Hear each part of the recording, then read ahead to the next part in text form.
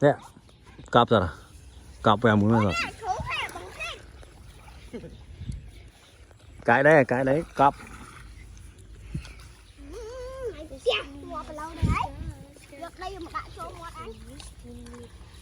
Ông bong kim xì xoài. Má xì xoài à lợ. Ủa? Cắt lẩu á. Đi xoài đó. Cái chùm này nè, sọt. Này xù. Này món được xí đây. Này món đã chưa hoàng ngày. Chăn tốt nhỏ nhỏ. Mới khai một Cái sọt này má. Ê! Thì em mở xí đây, nó chăn đây. Có bạch thơ không? À nó má nữa đi. Mê đi. Cái thòng bỏ lại tôi á nè. Hay mấy một chừng năm tôi hỏi như thế này để sạch tiện. Ừ. Ai bán mấy nhiêu đây mà đã cho món rồi. Cái xiêm. Bạch cò là ngọt mà. Ngọt tờ anh. Ngọt tờ. Luộc hai nhát. À nó cái thòng á. Thảo. Ôi trời ơi.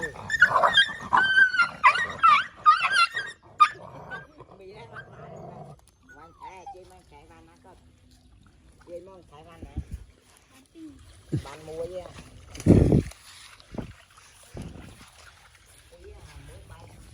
Ủa?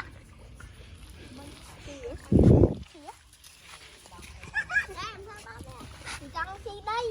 Thằng mất á. Cuộn.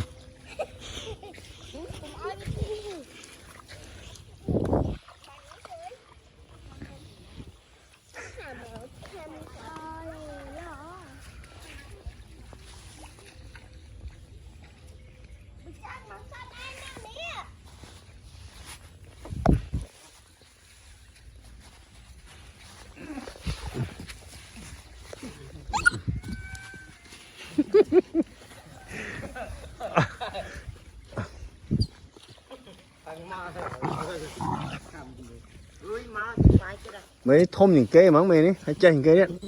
Ừ. Mà khôi những cây điện mày đi. Si à nông chốc mà em vô mà nhảm một lỗ si tàu biến cô bọc banana này vô lại đo lên huệ. Hay khôi những cây điện á.